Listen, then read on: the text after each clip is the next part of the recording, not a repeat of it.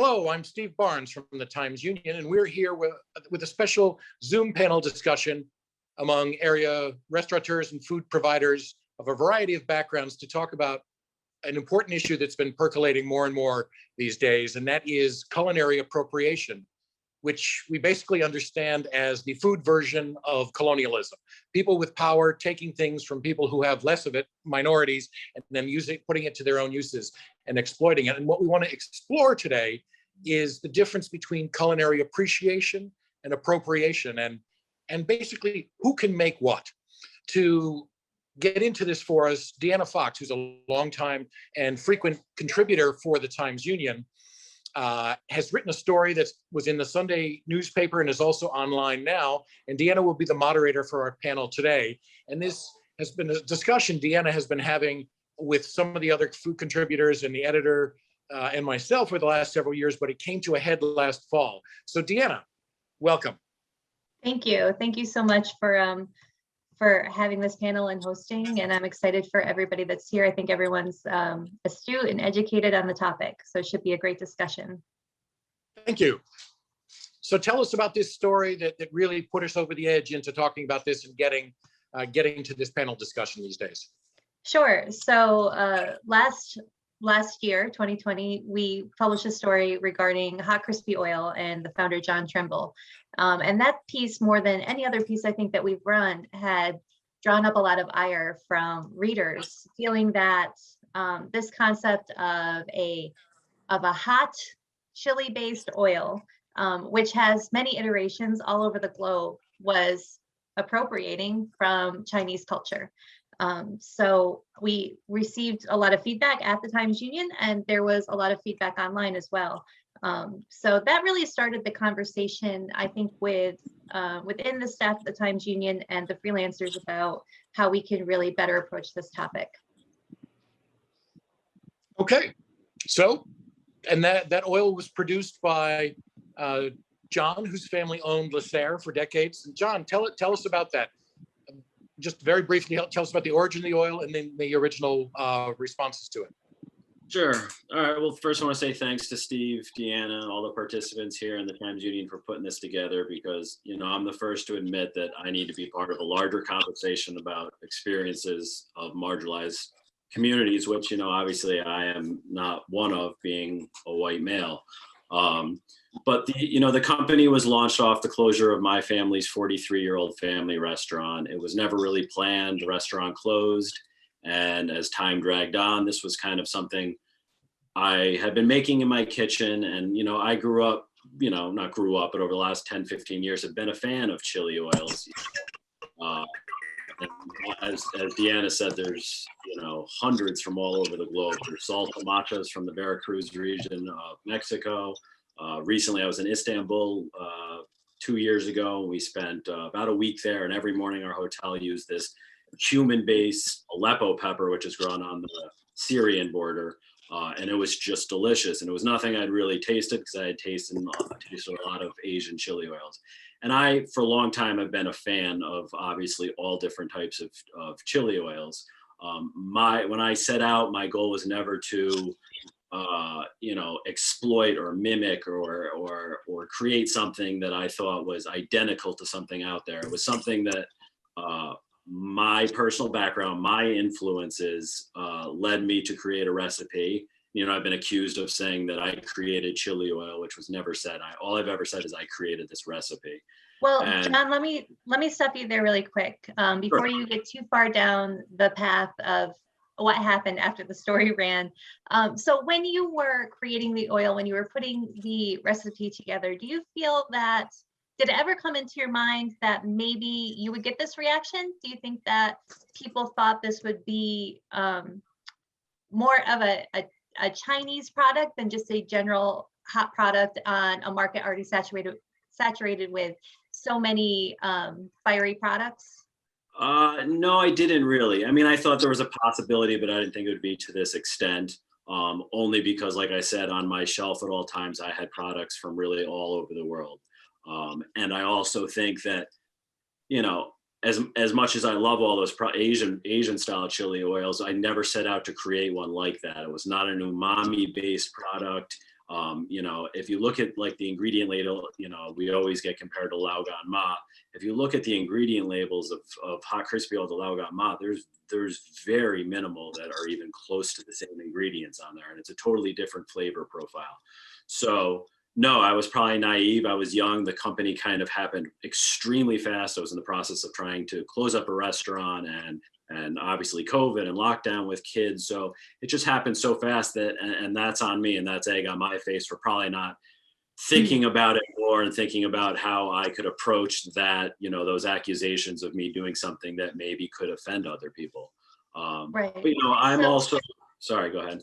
Nope. So I guess that leads into the next point of, you know, what then is appropriation? So you and I are both white, and we're both lovers of food from around the world. I don't, you know, I write about products, I don't make them, but there's always this question of who's allowed to actually make those products. So I want to open up the panel a little bit to get some insight from other panelists about what, in your opinion, is appropriation, and where's the line between appropriation and appreciation? So Jinah, why don't we start with you? Can you give us your thoughts about what you think the difference is between something being appropriated and something just being passionate, a passionate appreciation? Yeah, sure, absolutely. Thank you again for having me. And I just want to start off by saying I think the framework and the questions that we're asking are all kind of misguided from the get-go. You know, it's first off, we're highlighting, I think, the story behind hot crispy oil, but I really do think it goes beyond even just us in this particular moment. It goes, you know, generations before us, leading up into the place that we're at. But the question isn't really about what is appropriation, of who actually gets to decide what it is. It's really about the manner in which food is presented and how cultures are presented. I feel like even as Asian Americans, we don't have a problem with, you know, white people having Asian restaurants or cooking Asian foods. I know for myself as a Korean American, there's a lot of folks out there who make kimchi, and you know, all the more I think it's great, and I really appreciate what they're doing. But it really is about how you do it.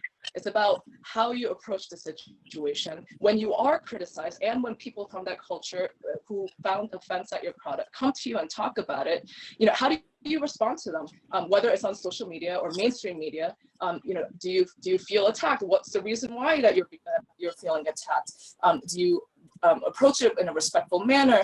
And not only that, is there transparency in terms of those communications? Do you delete those posts once you find that people are becoming more and more aggravated? You know, do you, you know, I've seen scenarios where there are legal issues that are used in order to silence our voices very intentionally. So I think Jinah, you're breaking up a little bit. In that case, you really have to ask the broader question of not where is the line. There is no line. Everything is on a very case-by-case basis. Okay. Oh, sorry. Am I okay now? Am I still breaking up? A little bit, but I'm going to stop you there and ask you. So it sounds like what you're saying is that there's no clear line. It sounds like it's this graduated scale of something being, you know, on one end we have appropriation, and one end we have appreciation. And while you feel like the question might be misguided, I feel like we're trying to set the same parameters on some level. It sounds like sure, and I don't think there is a line. There isn't a clear line. You have to consider factors and all of the surrounding circumstances of a given situation. But I think ultimately it is the culture that's finding offense, the culture that's feeling that there's appropriation on all boards that gets to make that final decision. Right. So what I'm hearing you say is that it comes down, you know, where you start to slide on the scale comes down to the presentation meaning not actually how you're giving the food, but the context behind it. It sounds like you're saying like there needs to be some sort of context about education and recognition that you are a person not of that culture making something of that culture. And that sounds like it for you, that works both in the commercial space where you're profiting from the food and also just home cooking. Is that right? Yeah, and I think it goes beyond that. I think you have to look at the historical context of the culture in question. So I argue, you know, Chinese American the history of Chinese American food in America is very different from even Korean American or Caribbean American. You have to really analyze it given all of those different factors. So Travon, I know in our conversations, this is something that's come up too, and I want to turn it over to you to get your perspective on it, about where that line is, and also the different types of appropriation that can come out of food culture. So for you and the work that you've done, where do you feel like that line is? Or like Jinah says, is the question misguided? Oh, well, thank you for the time, and I'm happy to be able to represent the African American culture here today. As we discussed, appropriation versus appreciation really does depend on a litany of factors, which is why I appreciate Jinah's points. I think the key point in conversation does come down to context. And when we say things like presentation and context, I think it means being very particular about the intended purpose and then the actual outcome of these events. I would also tend to agree, fried chicken is not unique to Black people. A lot of cultures around the world like fried chicken. But if your goal is to get more people to buy your chicken and you do it by claiming it is Southern style or soul food, you are obviously appropriating, because what you are presenting is not the food, it's an enticement for people to support you economically. And the key point of leverage here historically is that that point of support economically was the inverse historically, specifically for African Americans. That was actually a point of slavery. And one of the conversations we had was that white people and people who participate in the white supremacist structure are used to other cultures serving them their delicacies, right? That is something that is standard both in the Western world and anywhere white supremacy reigns. And these cultural elements are used as signets and jewels in the palette of these individuals in power, rather than an acknowledgement of the struggles that forge these dishes. So for me, the line is fairly clear, although it depends on something that's ambiguous, and that's your desire to educate yourself. Right? Fortunately, the cultures that experience these things naturally have a very good inherent barometer for education on their culture. I think that you make a really great point about the fried chicken, because fried chicken is something in the American culinary lexicon that developed in tangent between Black and white cultures. It wasn't just something that was only made for slaves of the time, or something that was only made for my understanding, white slaveholders of the time. It was really something that happened in both white and Black kitchens, kind of at the same time. So there is a claim, I feel, that could be made that fried chicken is also something that belongs to white Southerners. But you make the really interesting point that just because something is happening, contemporaneously between cultures, it doesn't always mean that it's equal among those cultures. So if a white owned restaurant is making fried chicken, a Southern style fried chicken, is it appropriation, or is it just them expressing their own culture? Right. Well, if you've never stepped foot in a bayou, I'd say the answer is pretty obvious. But, if you have a culture to claim and stake your flag in, then I would appreciate that. But I also think there's something to be said for introspection and evaluation of what white culture is. There are many schools of thought that contend that whiteness is not a culture. It's a state of being that is used as a tool of oppression. And I would tend to agree, because I've never heard someone say, here's a Nordic fried chicken. Right? Here's a Swiss chicken and waffles. And if we're talking about propping up and encouraging the culture of people who share whiteness as a trait, then I would expect to hear more about those places than Louisiana or anywhere else white people held slaves. I think at that point, the coincidence becomes a little bit more disingenuous than we'd like to believe. Sure. So Dale, I want to talk to you because at Umana, you make food that is indicative of where you are from, which is Guyana in South America, correct? Yes, that is correct. Right. And it sounds like there's so many different, there's African culture, there's Indian culture, there's Asian cultures, there's so many different cultures happening there that are reflective on your menu. And while you identify as a certain portion of that culture, you are still of all of those cultures. So can you tell me how you incorporate all of those cultures? And if you feel like you're pulling from those cultures, appreciating those cultures, how did it really come to play in your menu? Okay, so I think the most important way for me to approach this, of course, is context. its cultural and historical context. Guyana, South America, it is the only English-speaking country in South America, but we are aligned with the Caribbean and described as a Caribbean country because of language, because of her English-speaking language and similar cultures. The 1600s, enslaved Africans were brought to work on the sugar plantations in my country, okay? Around 1830, indentured Indians were brought from northern India. When I say indentured, these were contractual workers who were going to be paid a living wage. Around 1850, Chinese from Hong Kong were brought as indentured laborers, paid a living wage, because there needed to be a gap to fill as slavery was being, quote unquote, abolished.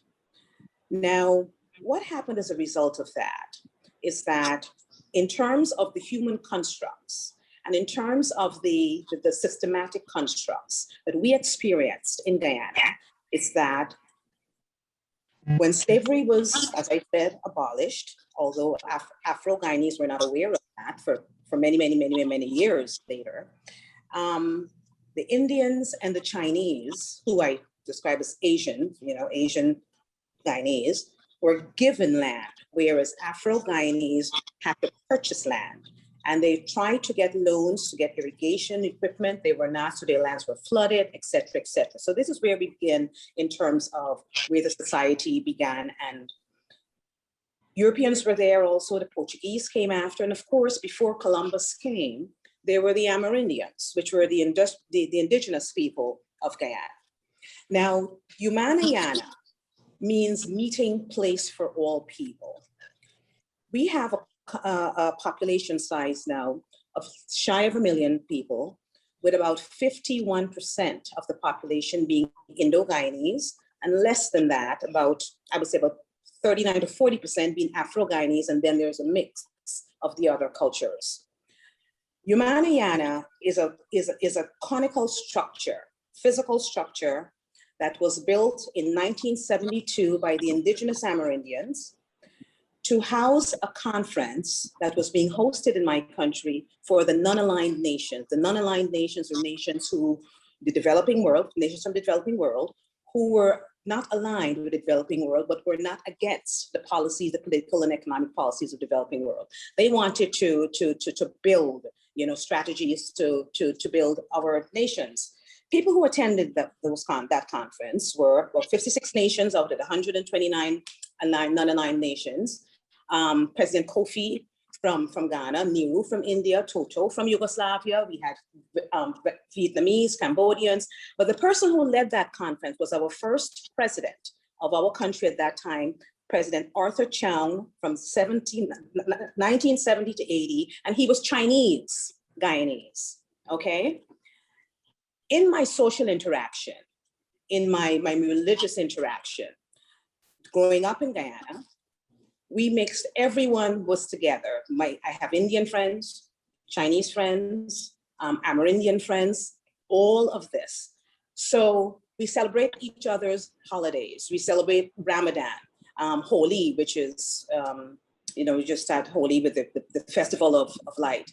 And even incidentally, this morning I was speaking with my sister who lives there, and she is the first person in command for disabilities throughout the country.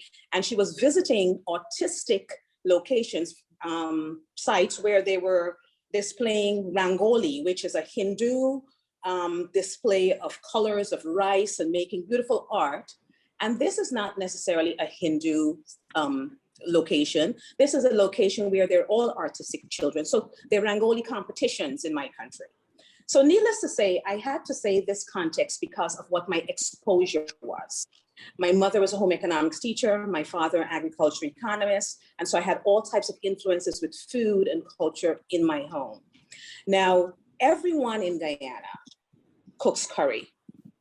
Of course, the spices were brought with the Indians. Everyone in Guyana, our national dish at Christmas is pepper pot, which is an extraction from the cassava root that is of the indigenous people. They extract and make a browning sauce called kasri, and pepper pot is the national dish for the whole country.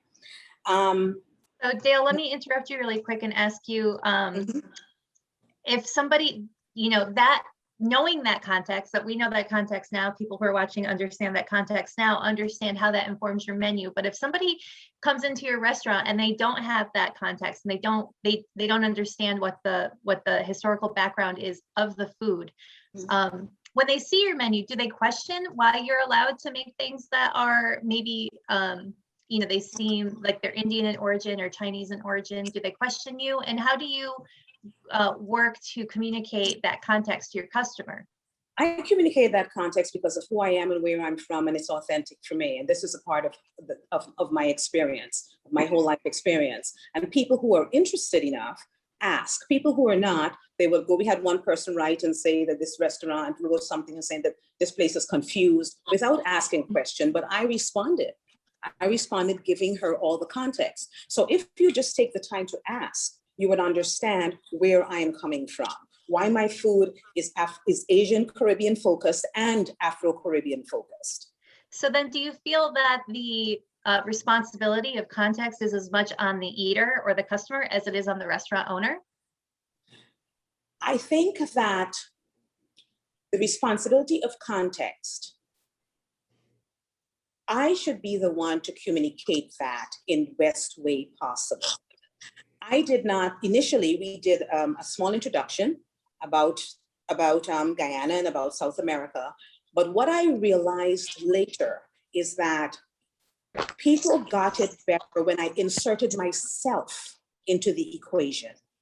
So people then started coming looking for me and not, coming Umana and what Umana is and where Umana. They started coming to me to talk to me more about my experiences. For example, I had John rice that's Haitian black rice on the menu because my best friend from college for over 30 years, Beatrice Tanincourt, is Haitian, and I've been going to Haiti since 1992.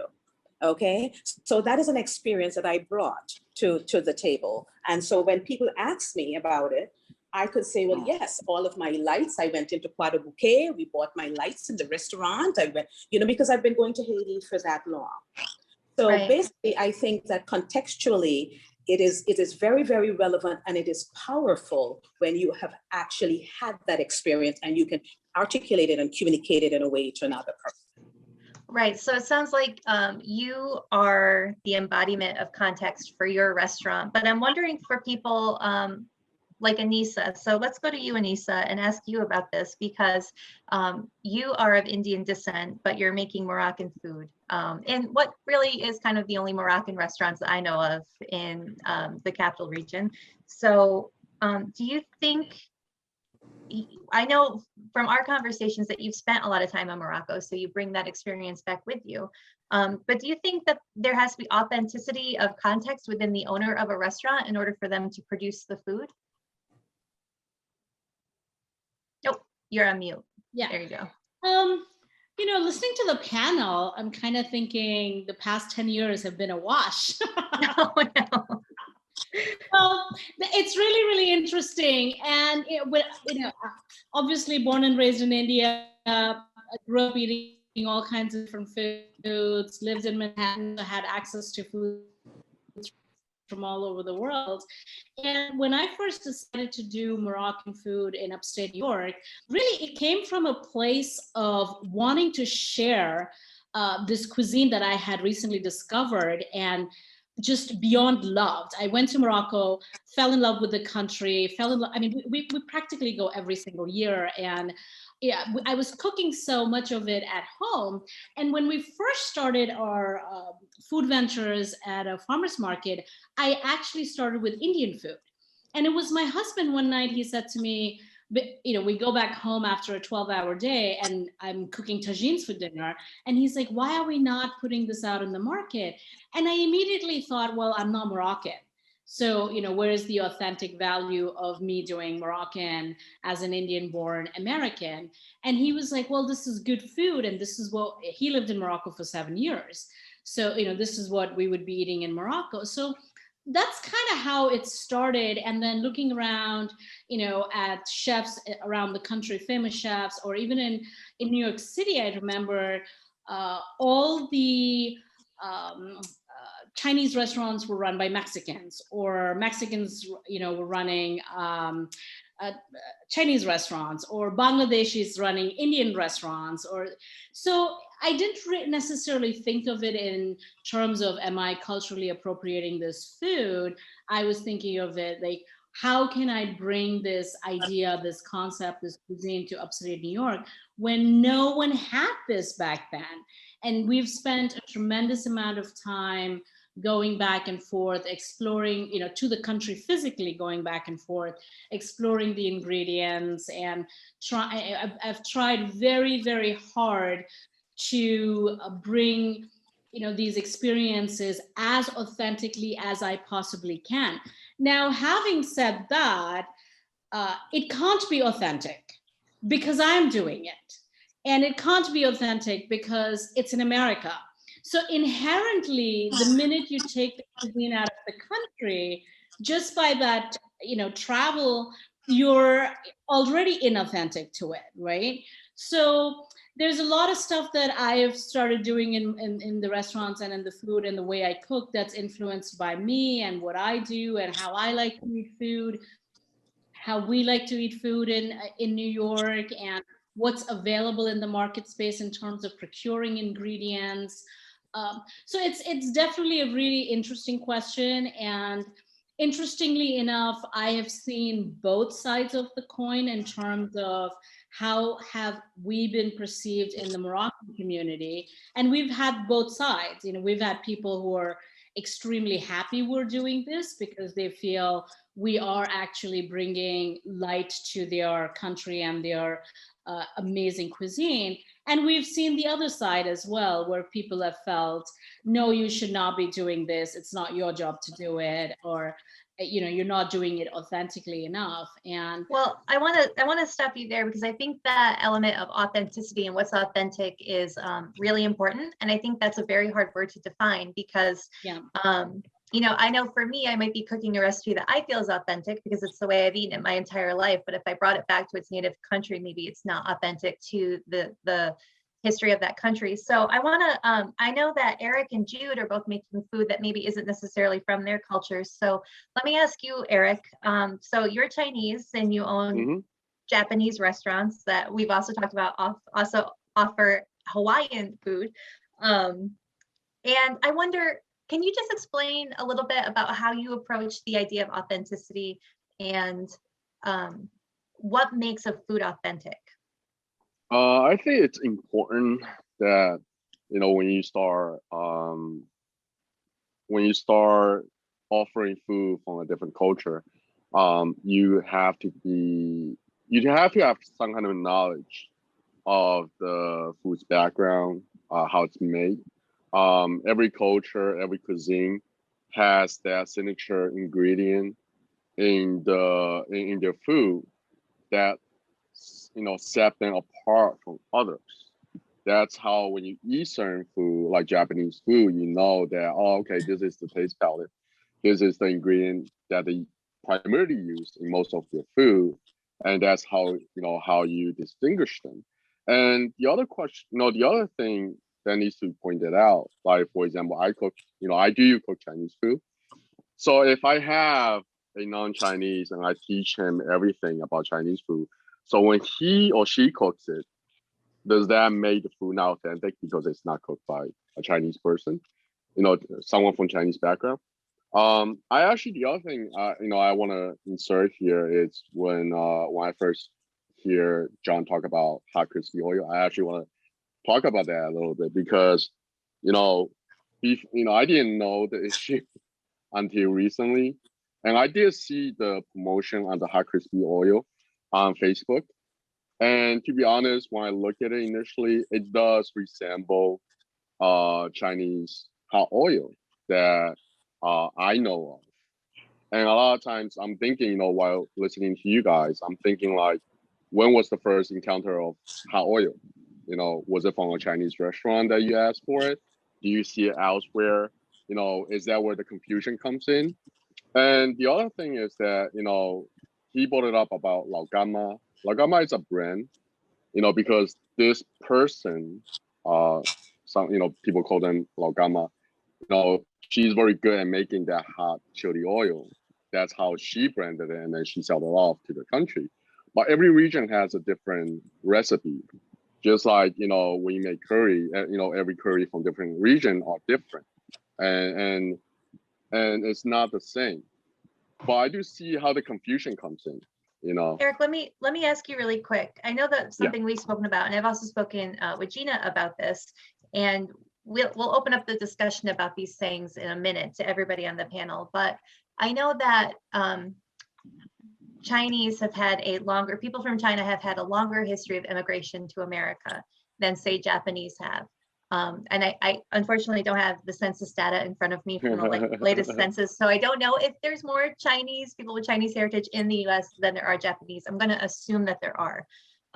So do you think that because you're Asian, does that make you a better representative of Asian culture, Asian movement into America as a whole, and that makes it easier for you to make food that isn't from your culture?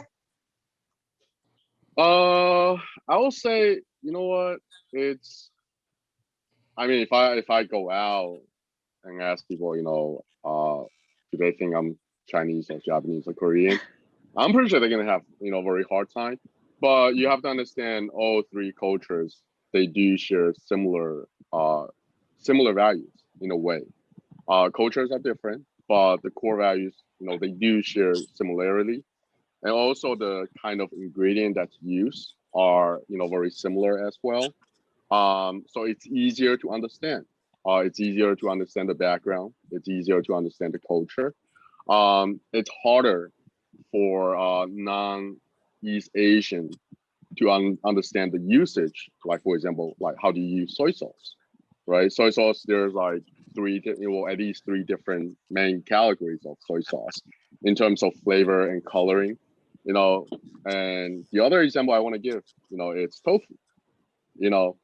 There are different textures and there are different usage of it. And when I go to like a salad bar and see the offering of tofu, it's like firm tofu that's not very tasty when you eat it raw by itself. But when I try to promote tofu to others, it's harder to convince them that tofu it doesn't taste the way you think it tastes. It really depends on how you cook it. So it brings in another question is that while people use, like, for example, you create a dish using, let's say, lo mein, right? Then if someone who's not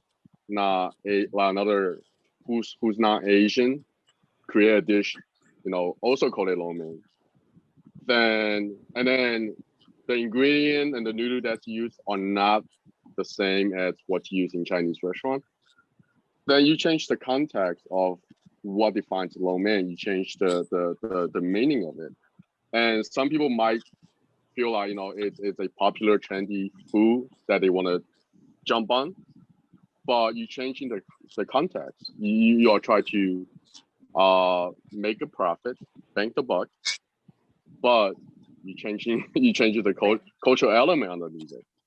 Right, and staying on that idea of authenticity, because I think it does help put parameters around these questions about appreciation and appropriation. I want to turn it over to Jude. So Jude, I know that you have 3 decades of experience working in professional restaurants, and now own a food truck that is Caribbean based, and you're Haitian, and we've spoken about how you don't really cook Asian cuisine, you cook foods representative of other Caribbean cultures, but people are hesitant to believe that you might be able to cook it authentically, and then they're pleasantly surprised. So how do you bridge that gap to your customer? How do you deal with the doubts of people thinking that maybe you're not the best representative of the foods you're making? Good. First of all, thank you for having me on the panel. The one thing that we, as a chef, one of the things that I had to learn is to respect other cultures when it comes to culinary, when it comes to food. If you're gonna do something different as a chef, you need to embrace the culture, where it's from, and know the history of it. When somebody comes up to you and tells you this is not authentic, you have to be able to explain to them why it's not authentic and which direction you went into. you're always gonna have critics that will compare your food to their grandmother's food or their mother's food. But we should totally different. When you respect the food and you show them, okay, you know the history of it. How did you get to where you are? Like you said, I'm from Haiti, and I cook very little Haitian food in my truck. And we're good in a lot of Dominican dishes, some Jamaican dishes, and some Puerto Rican dishes, and because those we have knowledge of, it's easy to go to the base to find the foundation of what the food is from, to understand it. We see all the time. Down in Florida is just an example. We have white chefs that have incorporated the whole melting pot in their menus, the whole culture that's in South Florida, and they never question about, okay, why is this and what, like Haitian grits, for example, like some of the biggest restaurants are calling Haitian grits on their menu in South Florida, and nobody ever questioned them because they know how to present it well and understand how to present it. I have been approached by some folks asking why do you call this? And I explained to them why I'm calling that, and they turn around and they understand it. Once I'm able to defend it, explain to them the reason, the light bulb goes on. Understand, okay, why this is why it is. Sometimes you turn around and you have chefs that will take a dish that is not their dish and call it so why, just totally transform it to their vision and call it something else. And that's when that's when the problem starts. And you start the best on somebody else's culture. And when that happened, then you start exploiting somebody else's culture without respecting it. Right. So I think that allows us to then open up the panel to anybody who wants to address this topic. The topic specifically of if a person is making food not of their native culture, what is the best way for them to show appreciation for it and not feel as though they're basically using the power that they have to capitalize off that product? So I think appropriation in its most classic definition is just using power to profit off a culture that isn't yours, claiming ownership without permission. So how should, and anybody can answer this, how should a restaurateur or a food purveyor show respect for the product at hand? Yeah, a good question, Travon here. And I definitely defer to the other restaurateurs and professional chefs for their exact perspective, because I think it's very important to honor culinary respect between professionals in that field. Speaking as someone who manages and runs a cultural center, I think pragmatically, you always have to involve people first, right? We shouldn't be finding out after a restaurant is opened, after a product is launched, after a menu item is being promoted, that it has ties to this culture and no one from that culture has had a conversation about it. I know personally, my target to talk to would be other restaurants or people of that color. We live in a diverse world, and why it may not be as diverse in Albany as it is in New York City. Aneesa alluded to being able to find Moroccans in Albany to discuss Moroccan cuisine with. You should be able to find those like Eric and Jude and others who represent that culture, and at the very least, ask for their opinion, right? And that's something that Dale brought up. You have to show the initiative beyond controlling the fire and the fallout and the difficulties and the bad press. Real interest and care is being proactive, not trying to diffuse the bomb after it's already placed. And I think that would go a long way towards getting people who are qualified, like the restaurateurs on this panel, to tell you the right direction to go. Yeah, Eric, you had your hand up. Why don't you address that question? Yeah, I think any like myself, for example, branching to Japanese cuisine, I think it's important to know the background of the food, know the ingredient, know how the foods come about, so that when customers ask, you are better prepared to talk to them about it, educate them about it, engage them in it, so that it's easier for them to understand the culture. It's easier for them to appreciate the food. I think the worst thing is that when you make a product and you don't know the origin, the story behind it, you just create a lot of confusion, and sometimes you are taking away the native, like for example, myself, if I create something that's I put a Japanese name to it, and there's the same, like for example, there's the same dish, like for example, takoyaki.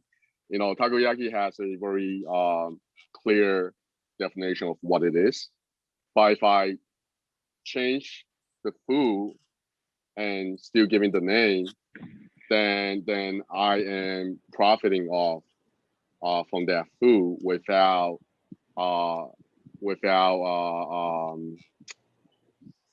that way it's like a cultural appropriation. Right. I would say it's basically. Eric, would you say you're profiting off of it without permission? Yes. So you Okay. change the content of the takoyaki, and then misleading people into something different.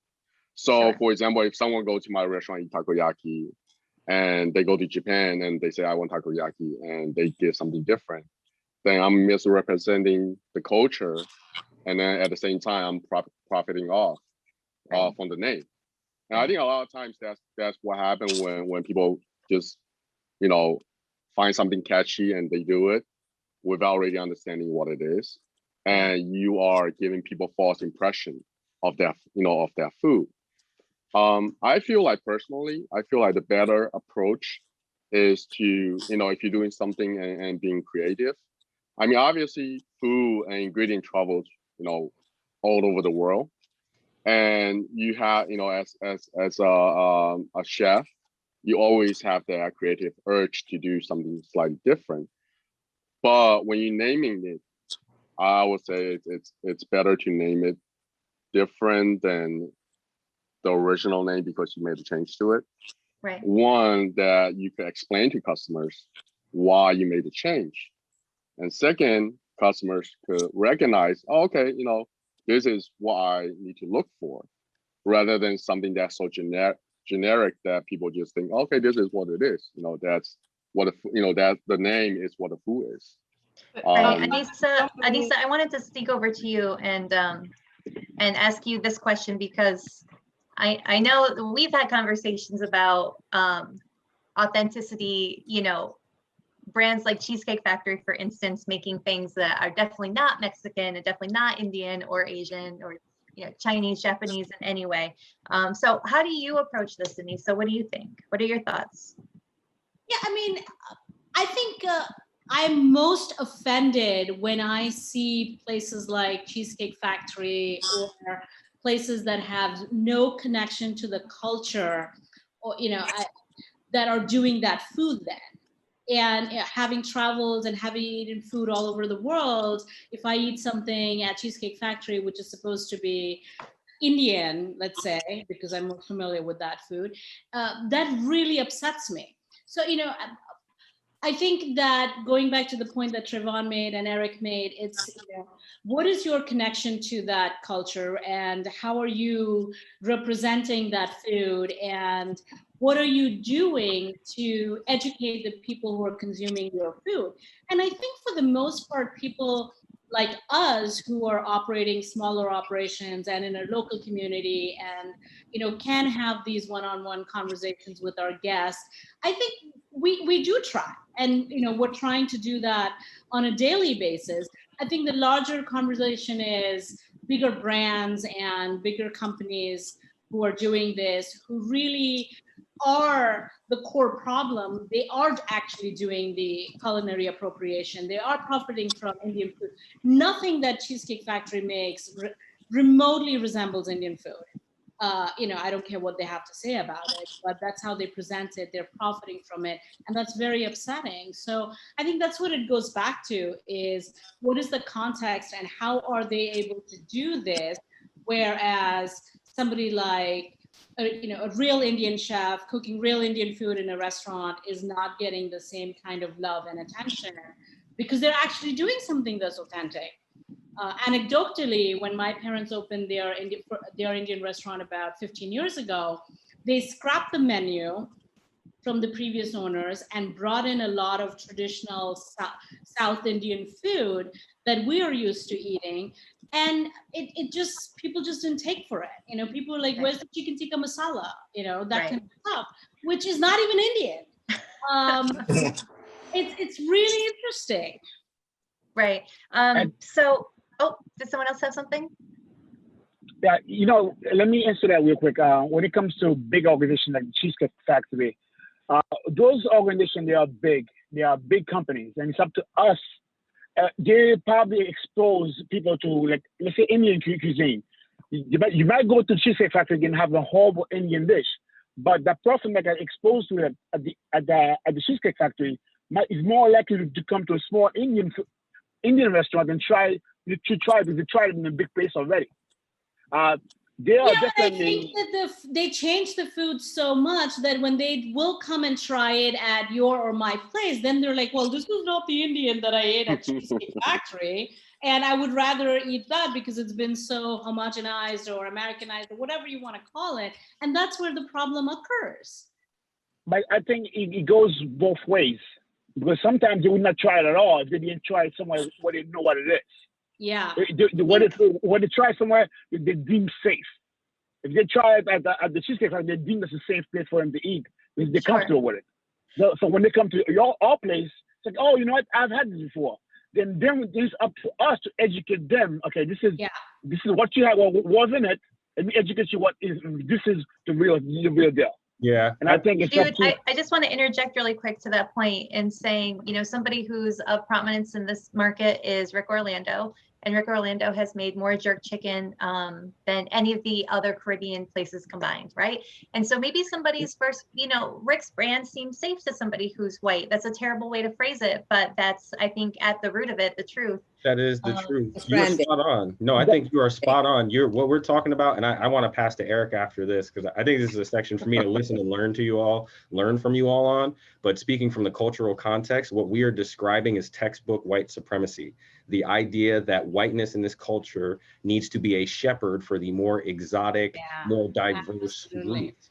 And even if I am a pragmatist, even if that is the reality, as Jude is saying, and we have to navigate it, calling it out both for the strategies we use to fight it and for the reality of what it is, you know, using the word safe is a great descriptor, but it's safe because of white supremacy, right? And those are the words I want to make sure we say in relation to it. So, and I would Eric, I don't want to jump on you, but I had to say that before you went. I wanted to say something, yes. Oh, sorry, I can't see you on my Zoom screen.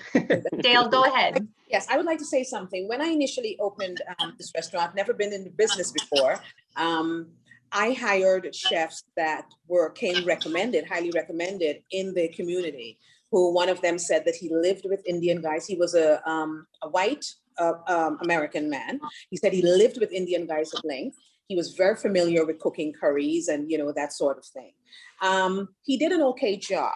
What we also did, and what I find I will take responsibility for, is not necessarily making things as spicy, making things, you know, closer to what they were, because I was concerned being, you know, in a business in this community, although I know that I needed this type of diversity, how it would be received. So I believed that there had to be a gradual process. However, I learned that everything got better as I got better. Everything got clearer as I became clearer.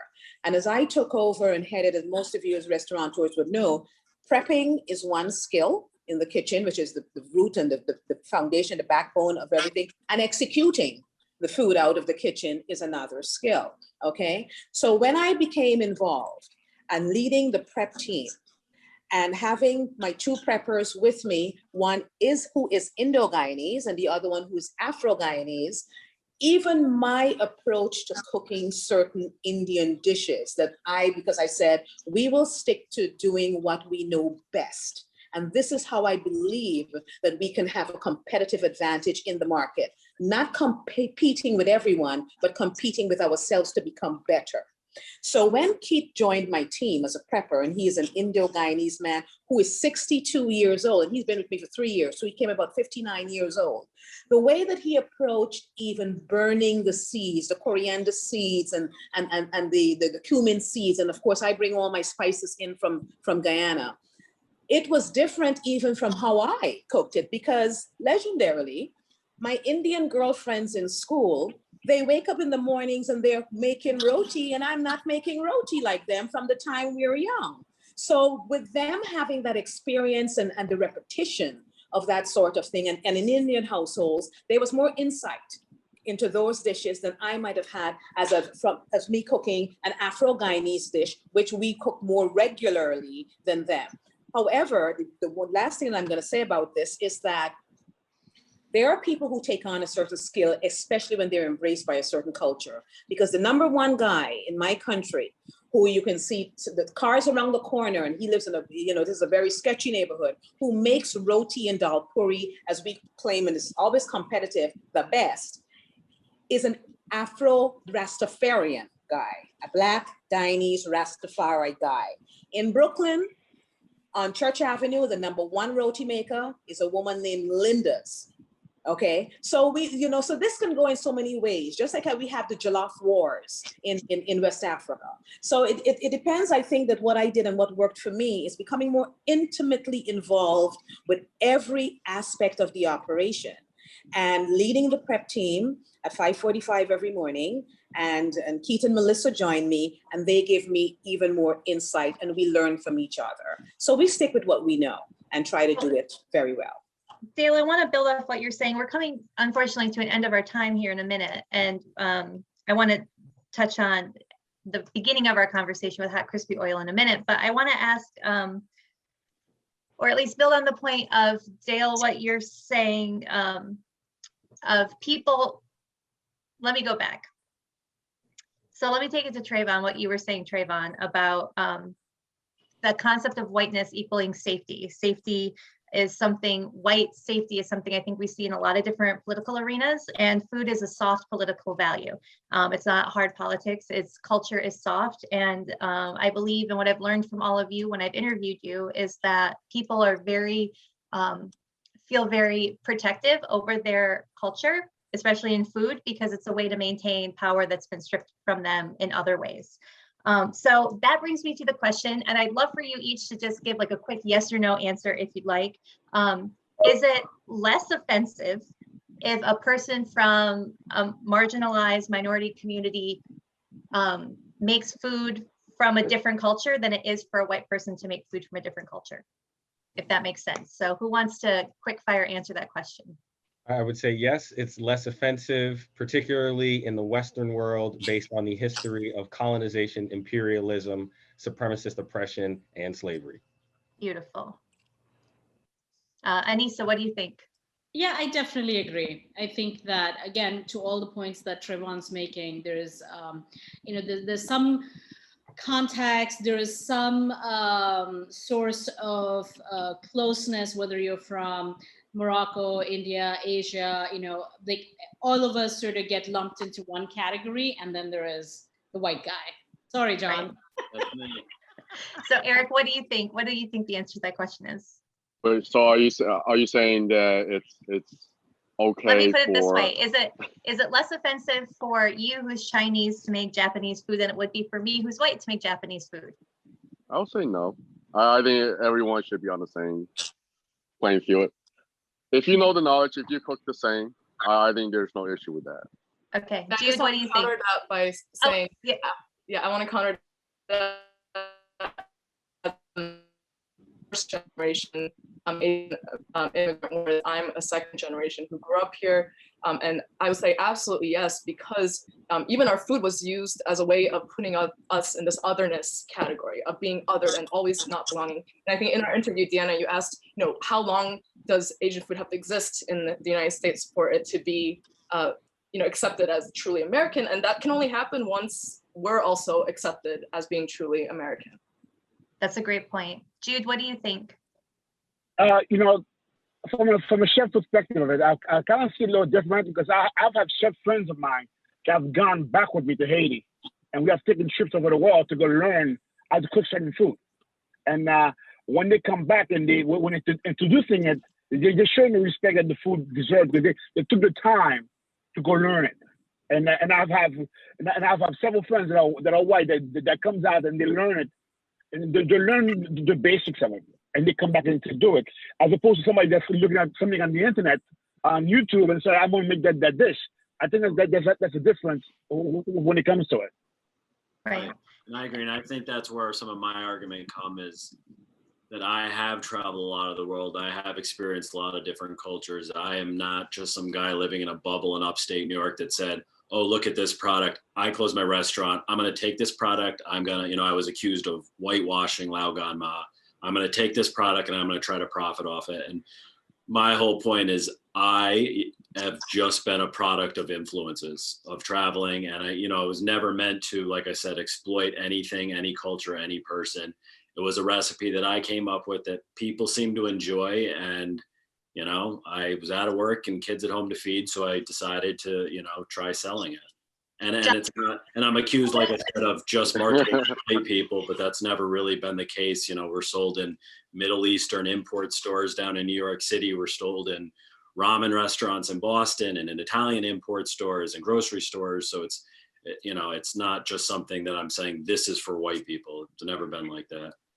Right. I'm going to come back to you in just a minute, John, but I want to give Dale the opportunity to answer this question if she'd like to. And I think, yes, I agree. Yes, it's less offensive for the main reasons that I gave earlier in my communication, the historical data and the historical references based on African Guyanese, being from my context, being, when at the resolution of slavery, having to buy their land. The Indians and Chinese being given land, to start businesses, to start. So there's already a social construct of advantage, that is already, it's never very often, never a level playing field. So there's already a start that is given to other cultures and compared with what a person of African descent is attributed or is, given.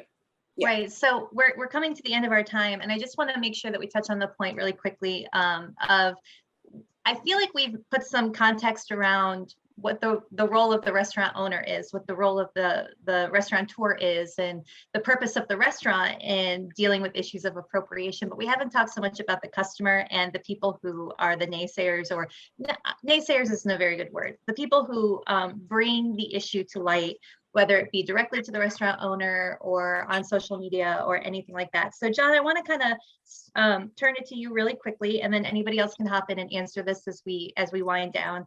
But what is the role of the customer here? What is the role of people who claim that you're appropriating the culture, and who are the people that are worth listening to in those conversations? So I know, John, that you've tried to have that conversation with people who have either reached out to you directly or have just gone on social media to point out the fact that they think you're appropriating from Chinese culture. Right. So what do you think the role of the customer is here? Well, first, no one's reached out to me directly. It's only been on social media, and I've made numerous attempts to speak to some of these people, just cup of coffee dialogue, just to see where they're coming from. Because like I said, I'm the first to admit I have much to learn about this. But I think that shots thrown across social media without any sort of opportunity for dialogue is the absolute worst possible way to take this. And like you said before, some of these people were invited to speak, none of them wanted to, none of them wanted to speak to me. I think to have a voice, you have to be able to listen to someone else's voice as well. And, without that, I don't see how anything moves forward at all. I think really quickly on the point of people not wanting to come forward, I think that there are people who didn't come forward just because they want to not take any responsibility for the things they say. But I do feel like there might be for some people who spoke out, who are of a minority, there might be some issue of fear involved if they put a name publicly to it. So I think that's not something we have time to talk about today, unfortunately, but maybe it's a story for a future section.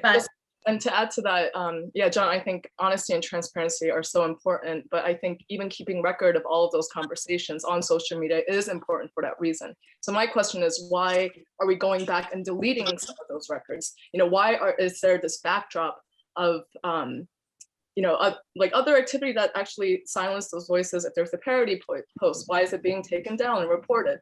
I think those are expressions of opinion and they need to stay public. And I think there's a reason why people get, offended and want it to be in a public forum, because a lot of times what happens, privately is hard for people to come out and actually, it's like he said, she said kind of game, right? Right, and I think it also plays into the concept of mental labor, emotional labor that people who might be of a minority and feel aggrieved offer that isn't always reciprocated or accepted. So again, that's a very complicated thing to try to work into this conversation. But let me just ask you really quickly as our closing question.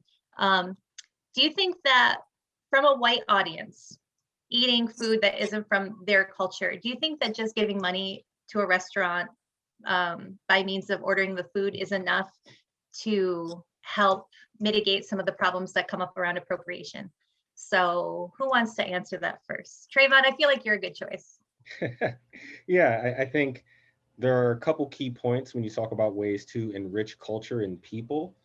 So I really appreciate your point about money and economically supporting, but I also want to point out that our cultures transcend much beyond financial as well.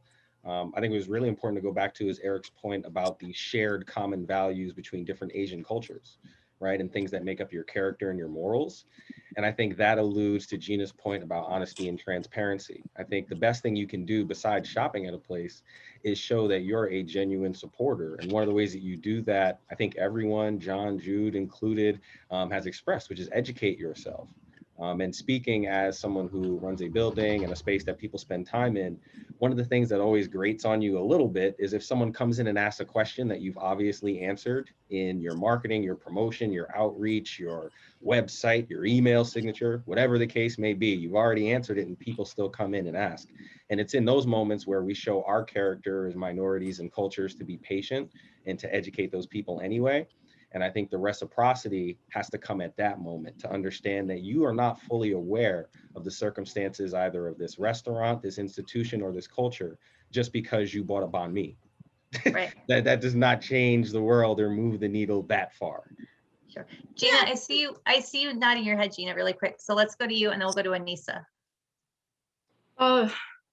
Yeah, and so at Sunhee's, I've always been proud of the fact that people who've never tried Korean food can come into our restaurant. Sometimes they ask for General Tso's chicken or sushi, and we're really willing and able to meet people in the middle.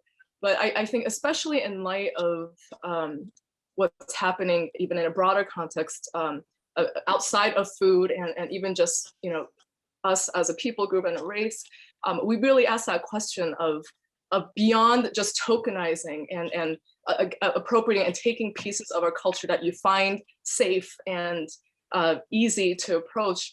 What about the tougher questions, issues of immigration or the violence that's happening across the country? And so for us, we love that you love our food, but please let it not end there. Like let that education go beyond that. Know that we are more than just bibimbap and our restaurant. And especially in an area where we just are far underrepresented, we want our voices to be heard. Right. Aneesa, what were your thoughts? I was going to say something along the same lines as Jinah. I think that there is a certain responsibility that the consumer and the people who are eating this food should also take in trying to understand and learn and maybe find something out about the cuisine that they're eating. The same thing as what she said, when people come in and ask me for, or tell me that they don't eat curry or they don't want this, that, and it's like, well, you chose to come to a Moroccan restaurant, which, like Travon said, we put it on blast all day, every day. And you're coming and asking me about something that's like, culturally, it's 10,000 miles away from Morocco. So it's frustrating because just as much as we are doing and we take the responsibility of trying to educate and share our culture with the public, I think we as the public, and I say this for myself when I'm trying to eat Asian food or South American food or Haitian or Caribbean food, I think there's a responsibility on the consumer as well. Right. Jude, did you have thoughts on that? Yes, I think like everybody said, we need to, when we have the opportunity to have a customer that comes in to us and we actually get a chance to actually educate them. As Travon said, we can do all we can by sending out all the messages on social media and talking about what the kind of food is when they come over and ask us. This is your opportunity to actually educate the person on what the experience is going to be, and to getting the customer to come back to you. If the experience is good and the education was there, they're going to come back to you for sure. If they didn't feel like it did feel awkward about the whole experience and they felt like they were not being educated and they should have known about it, you might not get them back. Right. Go ahead, Eric. Yeah, so I just want to, adding a little bit. I think, a few important things I want to touch on is that, I feel like not mislabel food. It's important because you don't want to change the cultural context underneath it, the food context underneath it, because you really setting as a different kind of impression for people, and you are misrepresenting the culture. And the second thing is that, I feel like, if anyone who's, for example, I'm Chinese, if anyone who is, interested and want to sell Chinese food, I feel like that's totally okay. As long as you understand, respect the culture, respect the ingredient. The reason why I feel like openness is very important, it's because, when I was growing up here, a lot of customers will ask, do I eat cat? Do I eat dog? Do I eat rat? I mean, I don't know how many times, I have to, tell them no. I feel disgusted just, them asking me the question. I think there's like a lot of mystery around understanding Chinese American, and then we become separate, we become different. So I think food opens that up. For example, MSG. People think that Chinese food, contain tons of MSG, but you never understand that, all the food that we eat, all processing food contain MSG. So openness, open dialogue will let people have better understand of, the cultural backgrounds, Sure. where the food comes from. I think it's important, but if you don't know the culture, you don't know the food, but you're just selling it because you feel like you can make a buck on it, that's totally wrong. Right. It's not appropriate. It's not acceptable. Right. I want to give Dale the opportunity to answer the question, and then we're going to wrap up about, is it just enough for people to spend money in your restaurant, or do they need to develop an understanding when they eat there? I think it is important to develop an understanding. That was the impetus for me to create Umana, the meeting place for all people, because I believe that, a place where we can share, regardless of your religious origination, your philosophical background, your cultural background, that we can communicate and we can connect, because realistically, we're so much more alike than we are different as human beings. I find that communication is key. However, when it becomes incumbent upon the customer, our situations for taking responsibility for the types of questions and lack of follow through with information is when it becomes questions like what Eric was saying, if you eat dog and if you eat cat. I think that's a reflection at that time on the customer, their lack of exposure, their lack of understanding, or wanting to know more. It's similar to thinking that people still live in huts and trees and swing from trees and, in Africa and Diana, and that's ignorance. That's ignorance. So I think that there's a fine line, between someone who is genuinely interested in learning and understanding, and not someone who, like this week, we have a mac and cheese, a Scotch bonnet pepper mac and cheese, who would ask if we can extract the Scotch bonnet out of the mac and cheese, and this, and of course we will be courteous and we will, we'll communicate well, but then as the questions continue from that specific person, that the questions are very poorly thought out. And you can see that at that time, to me, it is the responsibility of the customer. And it's not someone who is really communicating well with us, and someone who is probably not even communicating well in other areas in the context of this culinary science. Right. I think the entitlement of the customer as a whole is something that both Steve and I could spend many columns writing about. So I really appreciate. One point I would like to really make, I'm sorry, Deanna, to cut you off, but I think one last point I would like to make is, you talked about food being soft politics, and I think that, you know, what we are doing, and like bringing food from different ethnicities and backgrounds and communities and cultures, this is one of the greatest way to build bridges. Right? Yes. One of the best possible way for people to experience another culture, to experience another country, to see it from our perspective, Indian, South American, Asian, African, and you know, I think that we have an incredibly important job that we do in the community because of that, and how, you know, that helps people break down some barriers and some thoughts that they have about those countries and cultures. So I think, you know, ultimately what we're doing is really incredibly important, and we should not take that away from, you know, how we are perceived in the community.